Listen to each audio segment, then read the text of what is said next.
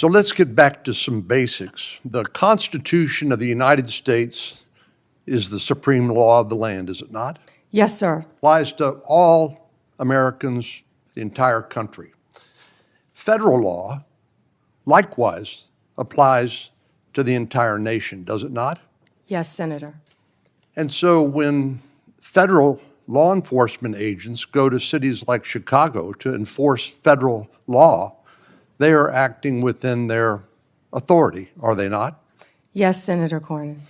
So on what legal basis would a governor or a mayor say, we're going to deny or prevent a federal law enforcement agent from enforcing federal law? What would be the legal basis for them to do that?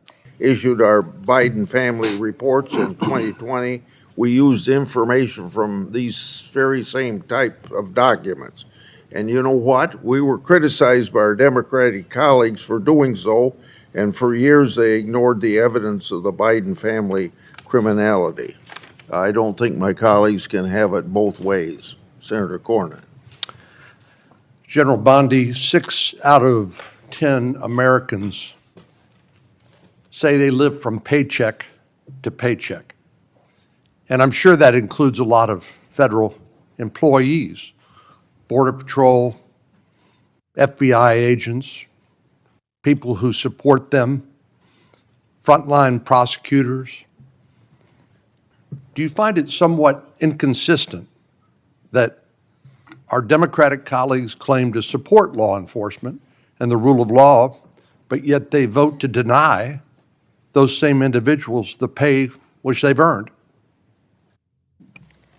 Yes, Senators, our law enforcement agencies, DEA, ATF, FBI, U.S. Marshals, and all the other federal agencies, Homeland Security, Treasury, all the agencies, all of my federal prosecutors, all of our employees are working tirelessly, national security, around the clock to keep this country safe and to keep this world safe.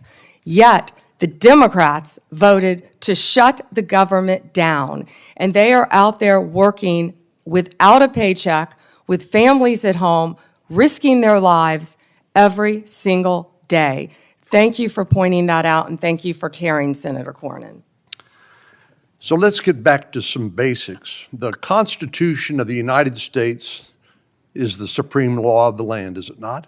Yes, sir. Applies to all Americans, the entire country. Federal law, likewise, applies to the entire nation, does it not? Yes, Senator. And so when federal law enforcement agents go to cities like Chicago to enforce federal law, they are acting within their authority, are they not? Yes, Senator Cornyn. So on what legal basis would a governor or a mayor say, we're going to deny or prevent a federal law enforcement agent from enforcing federal law? What would be the legal basis for them to do that? You know, Senator, there's not one. And as I stated, there were 571 homicides in Chicago last year. And that's why right now Director Patel and Deputy Attorney General Todd Blanche are on their way to Chicago. I've been to Memphis. They're in Chicago right now to protect the people of Illinois. And what Senator Graham, the point he was trying to make earlier, was that when you don't cooperate with law enforcement, if I was a TDA member, if I was a Sinaloa cartel narco-terrorist, you know where I'd go? Chicago, because they're not enforcing the law. And they're running their operations, as I stated earlier, two of the biggest terrorists, narco-terrorists, we arrested right in Chicago because it was a safe haven for them. And they're operating these networks around our entire country. So we are going to keep our entire country safe. We're going to protect all Americans. If these senators aren't going to vote to open our government, to let these people, our people, work with paychecks, they're going to do it anyway, whether or not the locals are cooperating with them. We're going to be there protecting all Americans in this country, Senator Cornyn. I find it, the comparison between the nation's, Washington, D.C., here in the nation's capital, where the mayor has welcomed the federal law enforcement agents, which as I travel around the city, are providing a level of deterrence against crime that I have not seen before. And Washington, D.C. happens to be one of the most dangerous metropolitan areas in the country. So seeing what the response has been by local officials here in Washington, D.C., seeing how the public here who visits here as tourists from Texas and elsewhere, how they're welcoming this federal law enforcement presence, it strikes me as a stark contrast between what we've seen in places like Chicago. And I just don't understand how elected officials who are sworn to uphold the law and the Constitution of the United States could take the position that, no, we don't want a safer community in our major cities that have a high level of crime like Chicago. Doesn't it strike you as bizarre? Senator Cornyn, I don't understand it either, because we've been working hand in hand right here in D.C. with Mayor Bowser. She has been an incredible partner at making D.C. safe again. We've been working with her, we've been working with the police chief, we've been working with their staff, and the numbers speak for themselves. 3,156 arrests, 294 illegal guns seized. I think the number's probably higher today. Carjackings down 87%, violent crime down 45%. Right here in the nation's capital. I have been out there countless times before they go out on the streets, and I'm watching the DC Metro Police. I'm watching them with the Transit Authority Police, who of course keep our metros safe. I'm watching them with our DEA, FBI, ATF, U.S. Marshals, Treasury agents, and HHS has even provided doctors out there to help the team. And what they are, they're a team, and they are working hand in hand.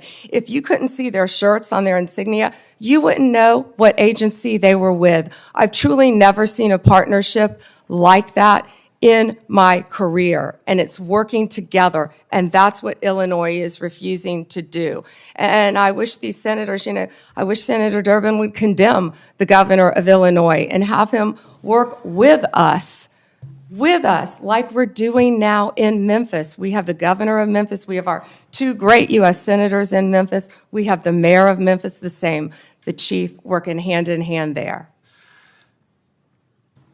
Last week, maybe the week before last, I lose track of the days, we had the head of the Metropolitan Police Union for the District of Columbia here, and I asked him about violent crime in our communities. And I asked him whether there was a straight line from the open border policies of the Biden administration, which helped facilitate the cartels from exporting their poison to the United States, only to then find it distributed by criminal gangs who then engage in violence in our communities, like Chicago, to protect their territory and the profits that go along with that illegal drug trafficking. But I want to ask you about another aspect of the open border policies, and that has to do with one of the least reported tragedies and scandals associated with the Biden open border policies, and that has to do with the 500,000 children, sometimes called unaccompanied children, UACs, 500,000 children that the Biden administration allowed to be placed with sponsors in this country that were largely unvetted and subjecting them to who knows what, and then abandoning them by taking the position that it's not the federal government's responsibility, it's local child protective agencies that have to follow up on these kids. So they couldn't tell you whether they were being trafficked, recruited into gangs, whether they were going to school, whether they were getting the health care that they need. They couldn't tell you because they didn't care.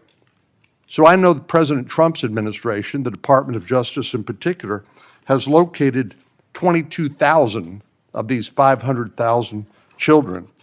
Could you talk to us a little bit about your efforts to rescue these children that had been abandoned by the Biden administration? Yes, and Senator, thank you for asking that question. President Trump cares deeply about our children of this country and children from around the world. This is horrific what has been happening in our country.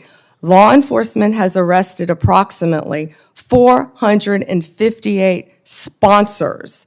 Now, what these sponsors are, they lie to ORR, many of them, to have an unaccompanied alien child. Some of them later exploit and abuse these children. They're not parents, they're not guardians.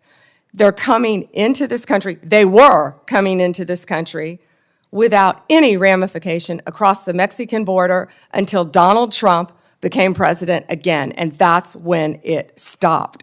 We are doing everything in our power to find and arrest these people who are exploiting these children and find these children throughout our country. One of those cases, we charged a Guatemalan national unlawfully residing in Cleveland with lying to government because he became the sponsor of a young girl, and of course we found he was later sexually abusing her. That's one of many cases, Senator Cornyn, that I can talk about. And Donald Trump will not rest until all of these sponsors are found and these children are found and protected.